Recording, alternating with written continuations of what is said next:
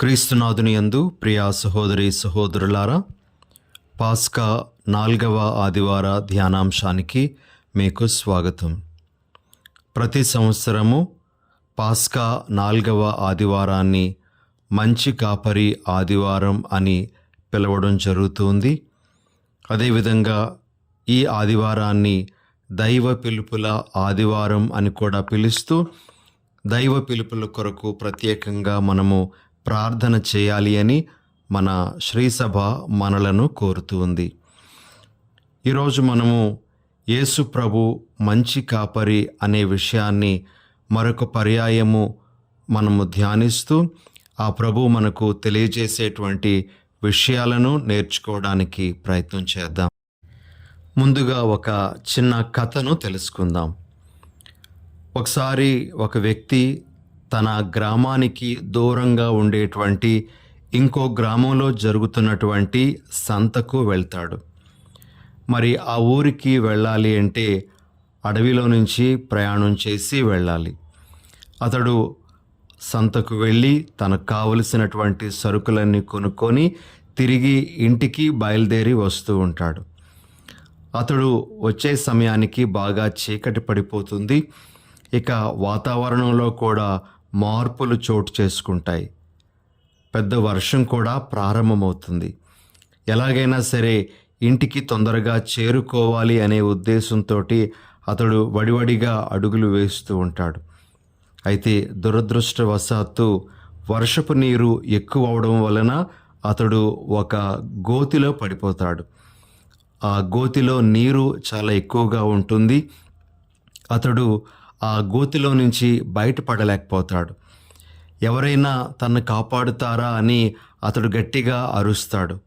మరి ఎంత ప్రయత్నం చేసినా ఎంతసేపు అయినా సరే ఆ వైపు ఎవరూ రాకపోవడంతో ఇక తన ప్రాణాలు పోయినట్టే అని అనుకుంటాడు. అయితే అదే సమయంలోన ఒక వ్యక్తి తన గుర్రపు బండి మీద ఆ దారిలో వస్తాడు. ఆ వ్యక్తి ఇతని యొక్క అరుపులు ఆలకించి అతని దగ్గరకు వెళ్ళి రక్షించటానికి ప్రయత్నం చేస్తాడు. కానీ అతడు చాలా క్రిందికి కూరుకొని పోవడం అనేటువంటిది జరుగుతుంది. చాలా కష్టంగా ఉంటుంది అతడిని బయటకు లాగడం. అయితే అతడు ఆలోచించి తన దగ్గర ఉండేటువంటి ఒక తాడు సహాయంతో అతని యొక్క గుర్రానికి కట్టి అతడిని బయటకు లాగడం జరుగుతుంది. ఇక ఈ వ్యక్తి గోతిలో పడిపోయినటువంటి వాడు చనిపోయేటువంటి స్థితిలోనికి వెళ్ళిపోతాడు. ఆ వ్యక్తిని తన బండిలో తన స్వంత ఊరికి చేర్చుకొని అక్కడ అతనికి పరిచర్యలు చేసి సరైనటువంటి వైద్యం అందించిన తర్వాత 2 రోజులు పోయిన తర్వాత అతడిని తన ఇంటికి తిరిగి వెళ్ళటానికి కావలసినటువంటి ఏర్పాట్లు చేస్తాడు. అప్పుడు ఈ గోతి నుంచి రక్షింపబడినటువంటి ఆ వ్యక్తి అతనికి ధన్యవాదాలు తెలియజేస్తూ, మీరు నా ప్రాణాలు కాపాడారు, నాకు ఎంతో మేలు చేశారు, మీ మేలు నేను ఎప్పుడూ మర్చిపోలేను. అయితే నాదొక చిన్న మనవి, మీ పేరేమిటో నాకు తెలియాలి, మీరెవరో నేను నా ఊరికి వెళ్ళిన తర్వాత చెప్పుకోవాలి, కాబట్టి దయచేసి మీ పేరేంటో నాకు చెప్తారా అని ఆ వ్యక్తి అడుగుతాడు. అయితే ఆ రక్షించినటువంటి వ్యక్తి అతనితో ఏమంటాడు అంటే, మంచి సమరయుని కథలోన ఆ మంచి సమరయుడి పేరేంటో నీకు తెలుసా అని అంటే, అది రాయబడలేదు కాబట్టి నాకు తెలియదండి అని అంటాడు. మరి నా పేరు కూడా నీకు తెలియాల్సినటువంటి అవసరం లేదు. అయితే ఒక్క విషయం, నేను నీ కష్టంలో నీకు తోడుగా నిలబడ్డాను, నేను నా చేతనైనంత సహాయం నీకు చేశాను.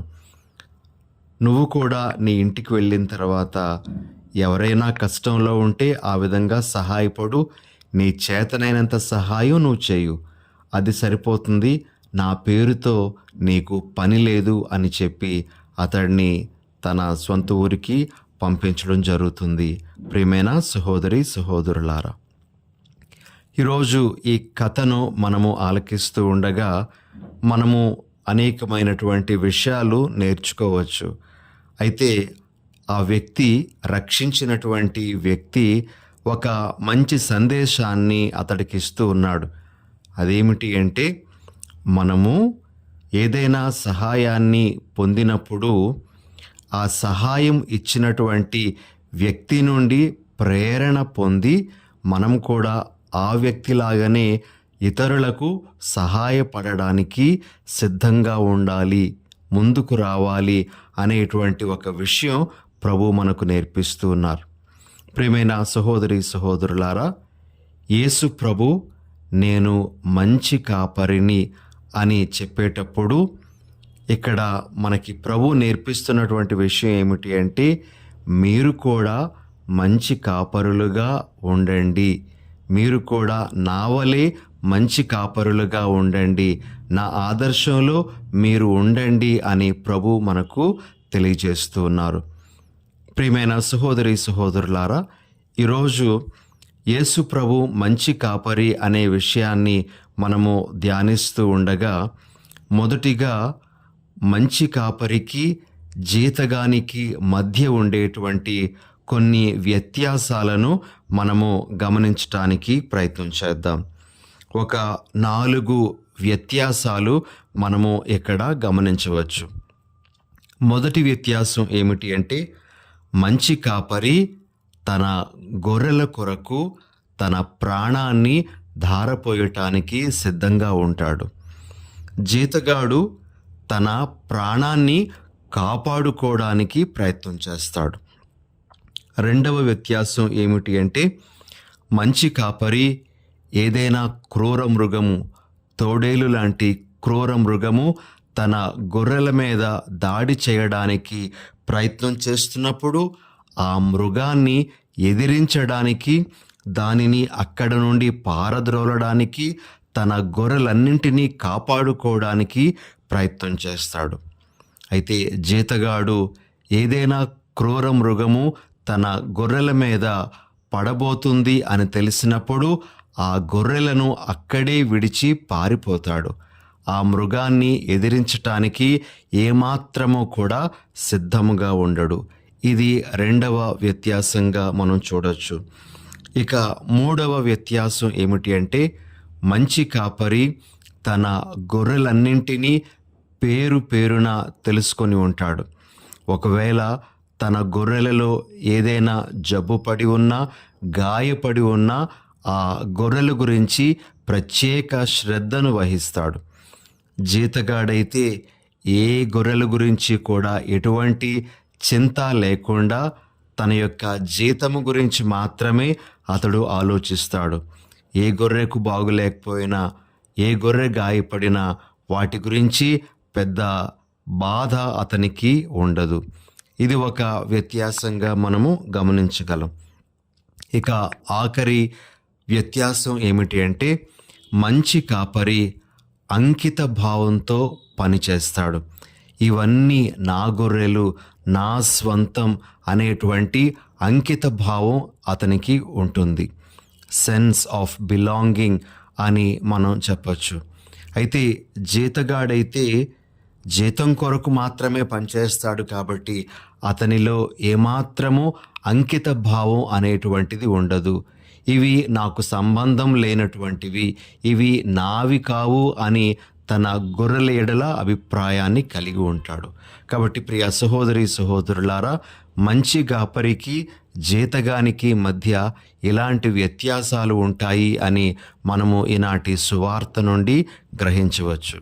అయితే యేసు ప్రభు నేను మంచి కాపరిని, నేను జీతగాడి లాంటి వాడను కాను అని మనందరికీ తెలియజేస్తూ ఉండగా, ఆ మంచి కాపరిని మనందరము ప్రభువుగా పొందినందులకు సంతోషిస్తూ ఆ కాపరి యొక్క సంరక్షణలో ఎల్లప్పుడూ జీవించటానికి మనం ప్రయత్నం చేయాలి.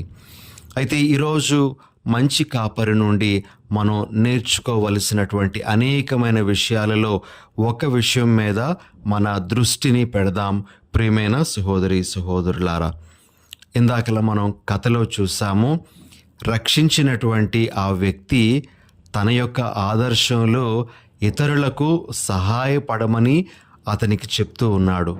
అలానే యేసు ప్రభువు కూడా మంచి కాపరిగా తన ఆదర్శంలో జీవించమని మనల్నందరినీ కోరుతున్నాడు.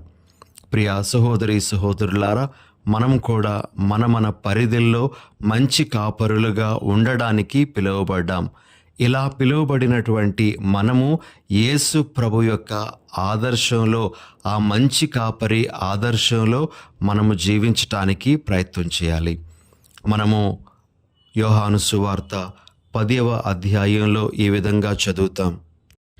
4వ వచనం, తన గొర్రెలను అన్నిటినీ బయటకు తోలుకొని వచ్చిన పిదప వాడు వానికి ముందుగా నడచును అని.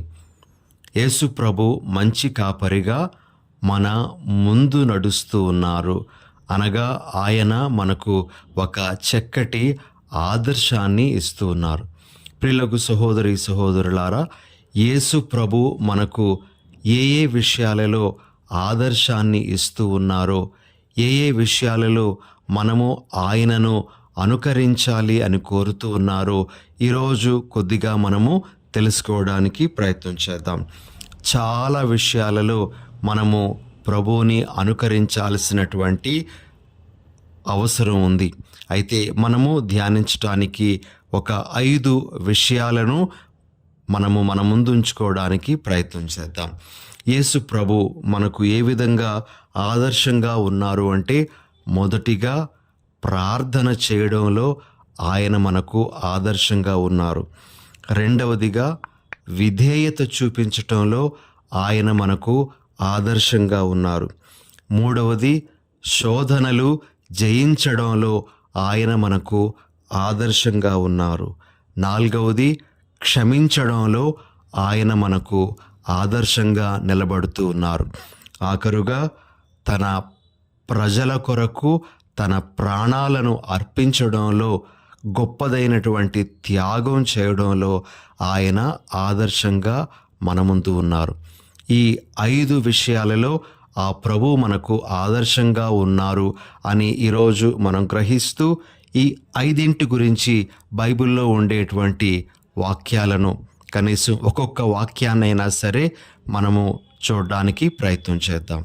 మొదటిగా యేసు ప్రభు మనకు ప్రార్థన చేయడంలో ఆదర్శంగా ఉన్నారు అనే విషయాన్ని మనము చూద్దాం. మత్తయి సువార్త 14వ అధ్యాయము 23వ వచనంలో ఈ విధంగా మనము చదువుతాం. ఆ జనసమూహములను పంపివేసిన పిమ్మట యేసు ప్రార్థించుకొనుటకై ఏకాంతముగా కొండ మీదికి వెళ్ళెను. సాయం సమయము వరకు ఆయన ఏకాంతముగా అచటనే ఉండెను. ప్రియ సహోదరి సహోదరులారా, యేసు ప్రభు వ్యక్తిగతంగా ఏకాంతంగా ప్రార్థన చేయడము అనేటువంటి విషయంలో మనకు ఆదర్శంగా నిలబడుతున్నారు. ఆయన మన మంచి కాపరి.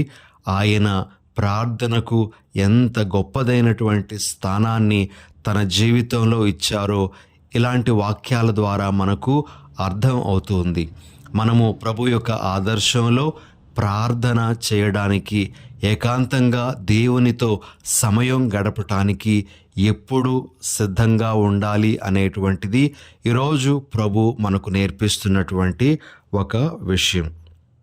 ఇక రెండవ విషయం, విధేయత చూపించటంలో యేసు ప్రభు మనకు ఆదర్శంగా ఉన్నారు అనేటువంటి దానికి మనము యోహాను సువార్త 6వ అధ్యాయము 38వ వచనంలో ఈ విధంగా చదువుతాం.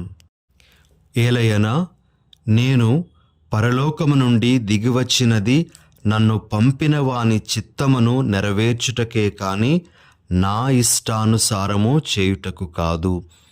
యేసు ప్రభు తండ్రికి పూర్తిగా విధేయించాడు అనేటువంటి విషయము ఈ మాటల ద్వారా మనకు అర్థమవుతుంది. అంతేకాకుండా గెత్సెమనిలో ఆయన ఆవేదనతో ప్రార్థన చేస్తున్నప్పుడు పలికినటువంటి మాట, తండ్రి నా ఇష్టం కాదు, నీ ఇష్టం ప్రకారమే జరగాలి, నీ చిత్తం ప్రకారమే జరగాలి అని ప్రార్థన చేస్తూ తన సంపూర్ణ విధేయతను చూపించినట్లుగా మనము గమనించగలం. యేసు ప్రభు మంచి కాపరిగా ఏ విధంగా తండ్రికి విధేయత చూపించాడో మనము కూడా ఆయన ఆదర్శంలో దేవునికి విధేయత చూపించడం, దైవాజ్ఞలకు విధేయత చూపించడం అనేటువంటిది అలవాటు చేసుకోవాలి అనేది ప్రభు మనకు నేర్పిస్తున్నటువంటి ఒక విషయం. ఇక మూడవదిగా శోధనలు జయించటంలో యేసు ప్రభు మనకు ఆదర్శంగా నిలబడుతూ ఉన్నారు.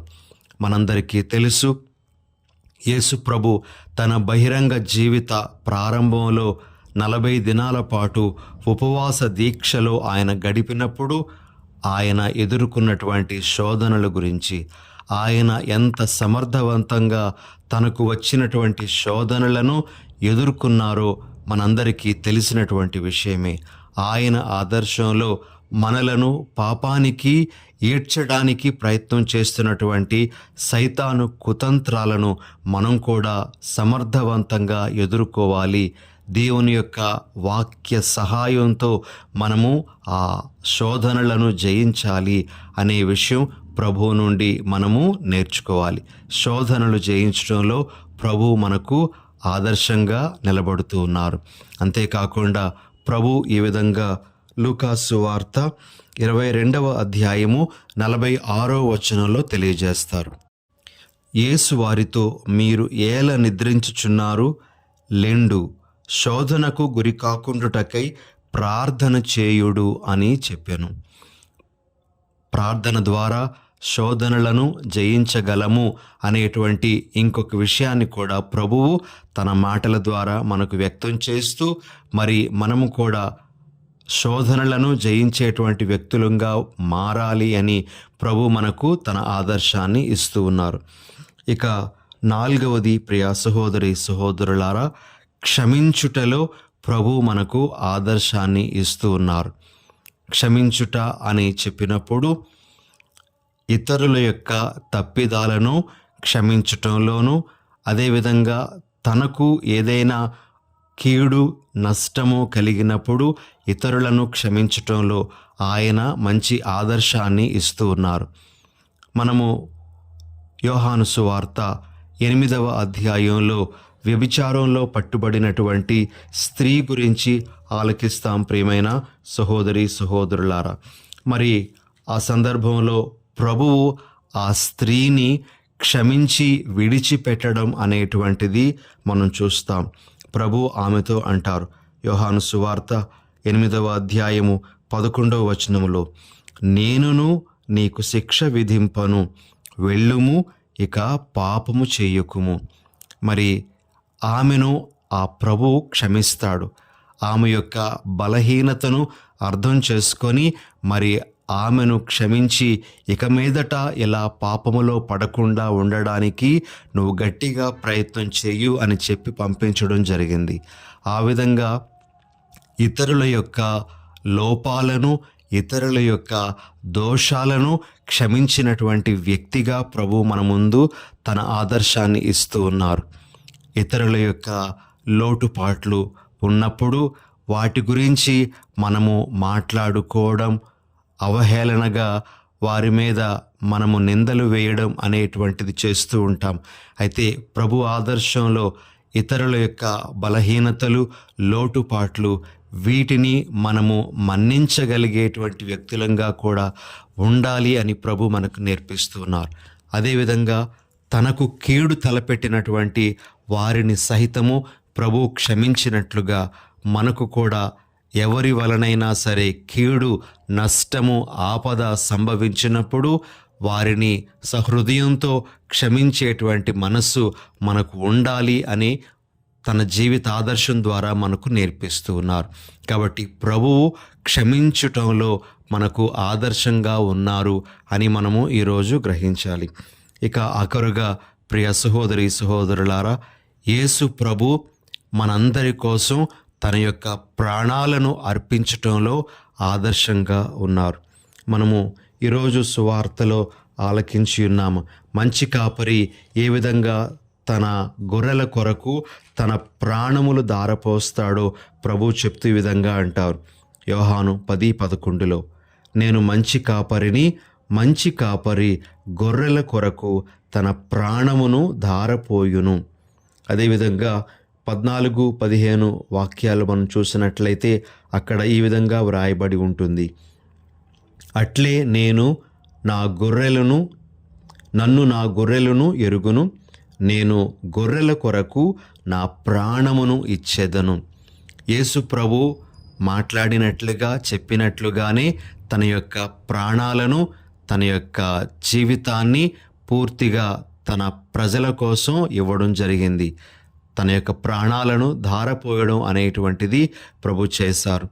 అదే ఆదర్శం మనందరము కూడా స్వీకరించాలి అని ప్రభు అంటున్నారు. ప్రభు ఆదర్శంలో మరి ఎంతోమంది చనిపోయినటువంటి వారు, ఎంతోమంది తమ యొక్క ప్రాణాలను ధారపోసినటువంటి వారు మనకు కనబడుతూ ఉన్నారు.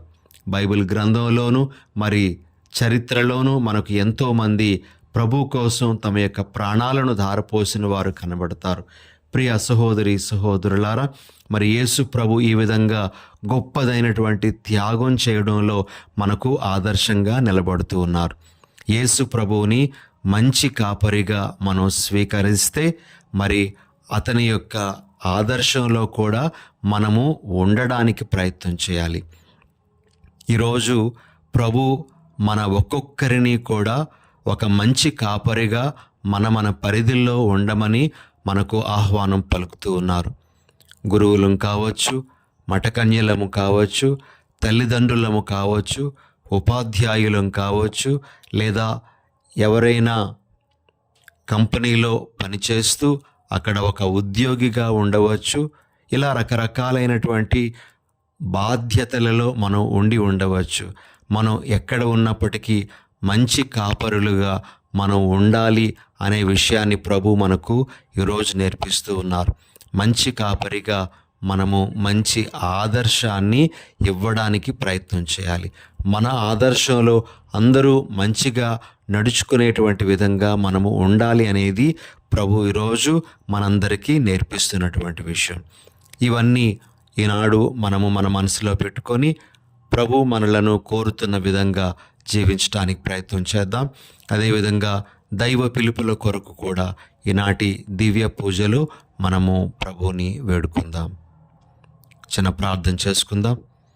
దయగల ప్రభువా, ప్రేమగల తండ్రి, మీ పరిశుద్ధ నామానికి స్తోత్రాలు. ఈరోజు మంచి కాపరి ఆదివారాన్ని మేము కొనియాడుతూ యేసు ప్రభువుని మా మంచి కాపరిగా మా ముందు నిలబెట్టుకుంటూ ఆయన ఆదర్శంలో మేము జీవించే వరం మాకు ఇవ్వండి. ప్రార్థన చేయడంలోనూ, విధేయత చూపించడంలో, శోధనలు జయించడంలో, క్షమించడంలో, ఇతరుల కొరకు ప్రాణాలు ధారపోయడంలో మేము అతని ఆదర్శాన్ని మా జీవితంలో స్వీకరించే భాగ్యాన్ని మాకు దయచేయండి. దేవా, మీ సేవకు ఇంకా ఎంతోమంది యవ్వనస్తులను పిలుచుకొని వారిని మీ యొక్క సేవలో వినియోగించుకొని తద్వారా మీ యొక్క రాజ్యమును స్థాపించమని మా ప్రభువైన యేసు ఘనమైన నామమున అడిగి వేడుచున్నాం తండ్రి. ఆమెన్.